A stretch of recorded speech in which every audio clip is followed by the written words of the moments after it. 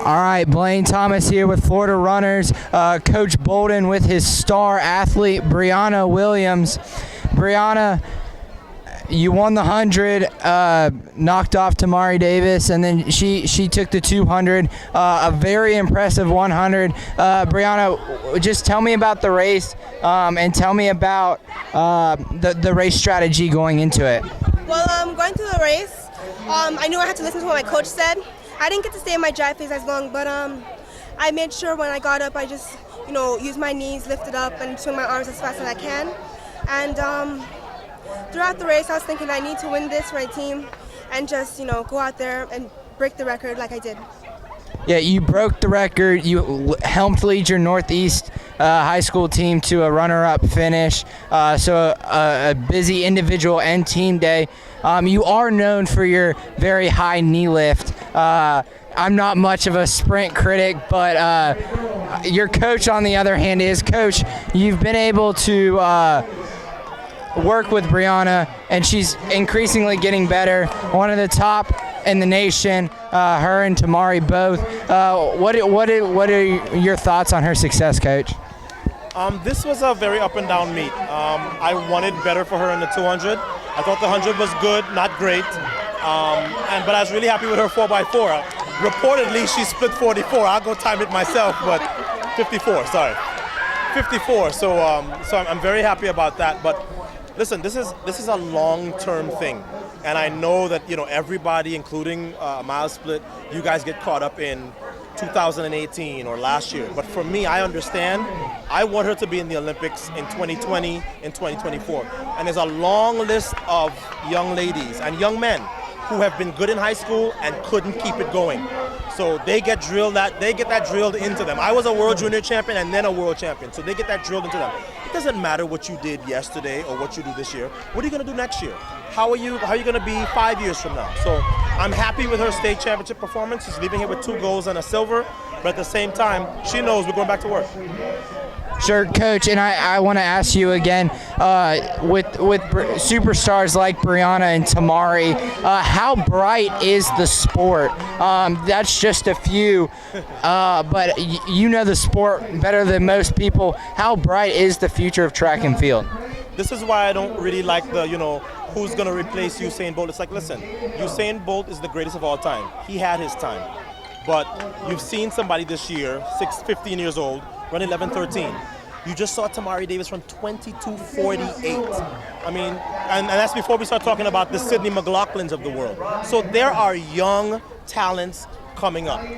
TT at USC comes to mind, right? At ex-Florida. So there's so much new talent coming up that you almost do a disservice to them to talk about who's already gone. So that's why I like being involved as I am at this level, because this is the purest form of the sport. And Briana, for you, obviously it's going to be talked about for a while, and hopefully it becomes a rivalry that we get to watch develop. As Coach was saying, it's not just this year, but it'll be over the years. What's your thoughts on the Tamari Davis and your kind of battle?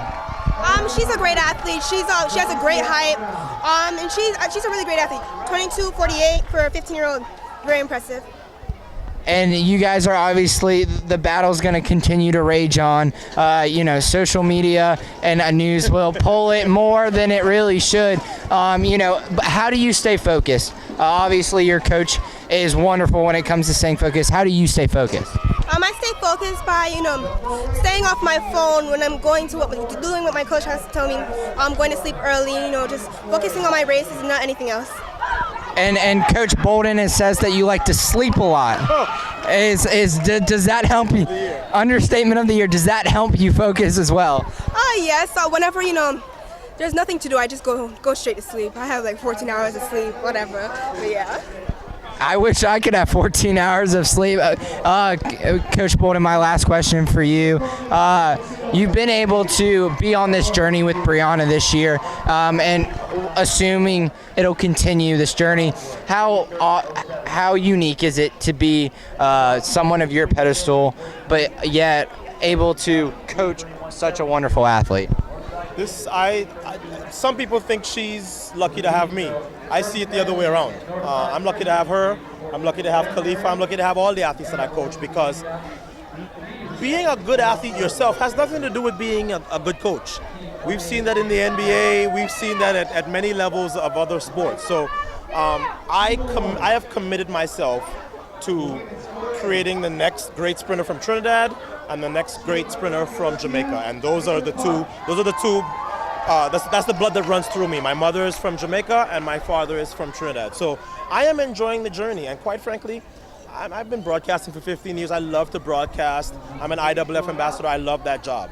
But this is the job that gets me up in the morning. This is the job that keeps me up at night. You think I slept well this week, knowing that we had to come here and face Tamari Davis twice? No, I didn't. But that's the stuff that keeps me young.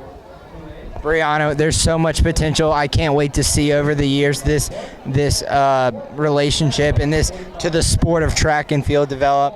What are your closing thoughts on this weekend, and what do you want to take from it? It was a great weekend. I came out here to do my best, and that's what I gave, especially on the 4x4. Coming out here, it was great. It was a great experience running against Tamari for the first time. Well, first time, yeah. And getting to witness, in the race, how she ran at 22:48. And it was really difficult in the race, but I had to finish it. Well, congratulations, Coach. Congratulations, athlete.